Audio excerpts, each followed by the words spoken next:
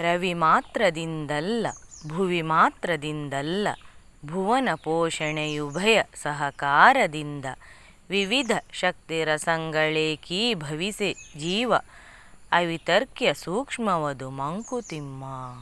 ಮಂಕುತಿಮ್ಮನ ಈ ಕಗ್ಗದಲ್ಲಿ ಜನಜೀವನ, ಜೀವನದ ವೈವಿಧ್ಯತೆ ಮತ್ತು ಸೃಷ್ಟಿಯ ಮೂಲಭೂತ ಅಂಶಗಳ ಕುರಿತಾದ ವೈಚಾರಿಕ ಹಾಗೂ ತತ್ವಶಾಸ್ತ್ರವನ್ನು ವಿವರಿಸಲಾಗಿದೆ. ಕಗ್ಗದ ಮೊದಲ ಭಾಗ ರವಿ ಮಾತ್ರದಿಂದಲ್ಲ ಭುವಿ ಮಾತ್ರದಿಂದಲ್ಲ ಎಂಬುದರಿಂದ ಜೀವವು ಸೂರ್ಯ ಅಥವಾ ಭೂಮಿಯ ನಿರ್ದಿಷ್ಟ ಆಧಾರದ ಮೇಲೆ ಮಾತ್ರ ಅವಲಂಬಿತವಲ್ಲ ಎಂದು ಹೇಳಲಾಗುತ್ತದೆ.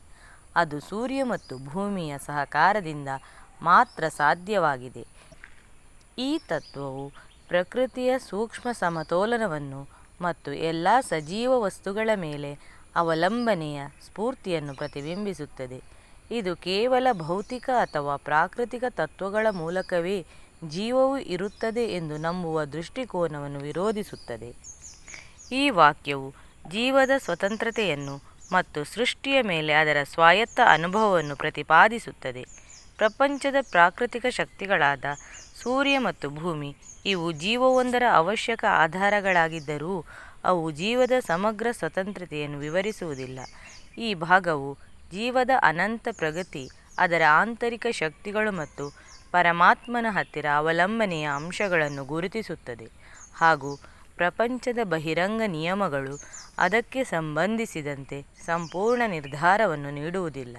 ಈ ಭಾಗವು ಪ್ರಗತಿಯ ಹೊರತಾಗಿಯೂ ಜೀವನವು ಎಲ್ಲವನ್ನೂ ಸ್ವತಂತ್ರವಾಗಿ ಅನುಭವಿಸುತ್ತದೆ ಎಂಬುದನ್ನು ತೋರಿಸುತ್ತದೆ.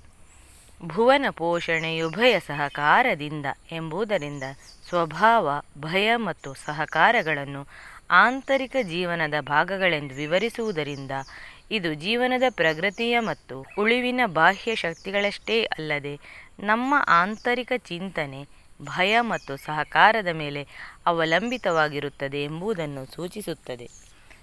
ಇದರಿಂದ ಹೊರಹೊಮ್ಮುವ ಮುಖ್ಯ ಸಂದೇಶವು ಪರಿಸರ ಮತ್ತು ಪ್ರಪಂಚದಲ್ಲಿ ನಾವು ಜೀವನವನ್ನು ಕಾಪಾಡಲು ಹಾಗೂ ಪುನರಾರಂಭಿಸಲು ಸಹಕಾರ ಮತ್ತು ಅನುಭೂತಿ ಅವಶ್ಯಕವಾದ ಅಂಶಗಳಾಗಿವೆ. ಅರ್ಥಾತ್ ನಾವು ಬಾಹ್ಯ ಜಗತ್ತಿನ ನಿಯಮಗಳಿಗೆ ಸೀಮಿತರಾಗಿದ್ದರೂ ನಮ್ಮ ಅಂತರಂಗದ ಚಿಂತನೆ, ಭಯ ಹಾಗೂ ಸಹಕಾರದಿಂದ ಅವುಗಳನ್ನು ಸರಿಯಾದ ದಾರಿಯಲ್ಲಿ ಹೋಗಲು ಪ್ರೇರಣೆಯಾಗುವ ಶಕ್ತಿಗಳು ಸಿಗುತ್ತವೆ.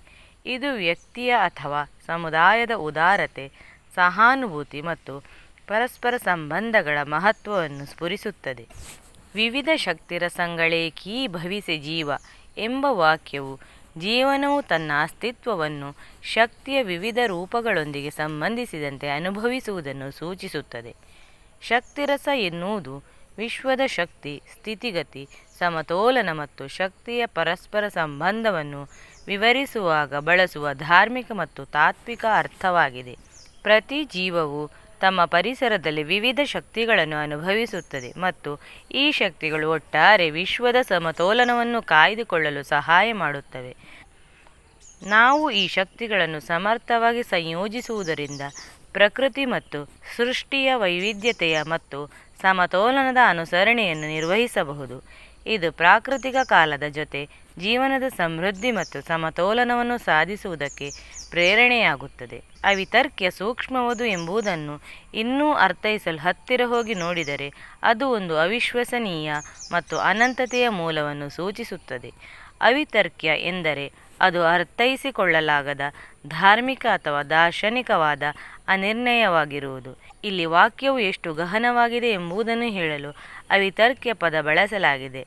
ಅರ್ಥೈಸಲು ಸಾಧ್ಯವಾಗದ, ಪರಹಿತ, ಅಪಾರದರ್ಶಕವಾದ ವಿಚಾರಗಳನ್ನು ಒಳಗೊಂಡಿದೆ. ಸೂಕ್ಷ್ಮ ಎಂದರೆ ಅದೊಂದು ಅತಿ ಸ್ಪಷ್ಟ, ನಿಗದಿತ, ತೀಕ್ಷ್ಣವಾದ ಅಥವಾ ಸಂವೇದನಾಶೀಲ ಸ್ಥಿತಿಯನ್ನು ಸೂಚಿಸುತ್ತದೆ. ಇದನ್ನು ಒಂದು ಅವಿಭಾಜ್ಯ ದ್ಯೋತಕತೆ ಅಥವಾ ಆಳವಾದ ವಿಷಯ ಎಂದು ನೋಡಬಹುದು.